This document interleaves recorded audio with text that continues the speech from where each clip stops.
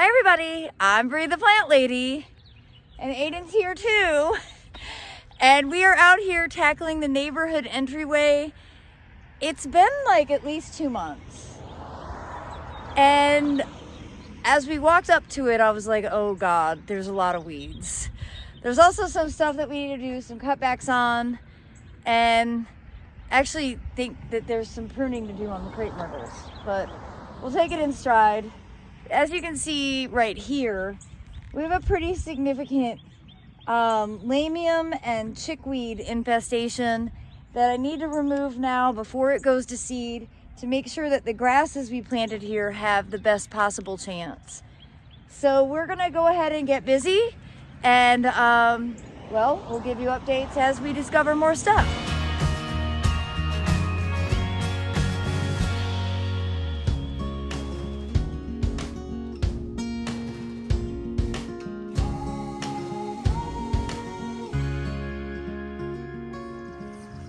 All right, so you can see it was a lot of weeding here. We put in some Pycnanthemum muticum, the mountain mint, to help fill in the gaps. You can see the grasses that we planted. They're still quite small, but all those weeds were kind of preventing them from getting the sun they need. And there's a lot of great cottage garden plants in here. You can see bachelor buttons and larkspur, but we still have more weeding to do.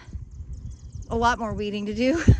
Gosh, look at all that. So the plan is going to be to fill this up with really aggressive native perennials, so there won't be any open space, and that'll reduce the amount of weeding.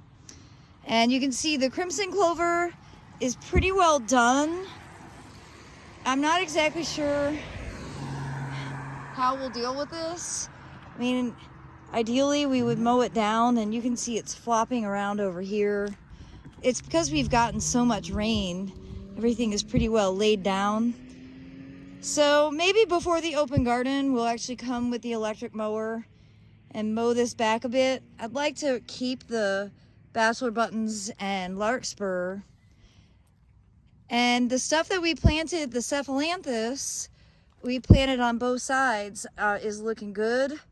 And we have a lot of suckers on the crepe myrtles to trim. So this is step one. This neighborhood entryway is a lot of maintenance. Sure is. Well, everybody, I hope this video will be inspirational or be grateful that you're not maintaining a neighborhood entry, because it's really a terrible landscape. It just doesn't really make sense to have a bed in the middle of asphalt. I'm not sure what the builder was thinking when they put this in. We don't need a sign. Everybody can read the road name. But we've got it, and we've been maintaining it for a decade, and it looks like we're going to keep maintaining it. And my hope is that the native perennials that we plant this year will lessen the maintenance long term. So, well, everybody, be sure to subscribe to stay in the loop for regular updates and more practical gardening advice right here from our Zone 7 Central North Carolina Garden. Thanks so much for watching.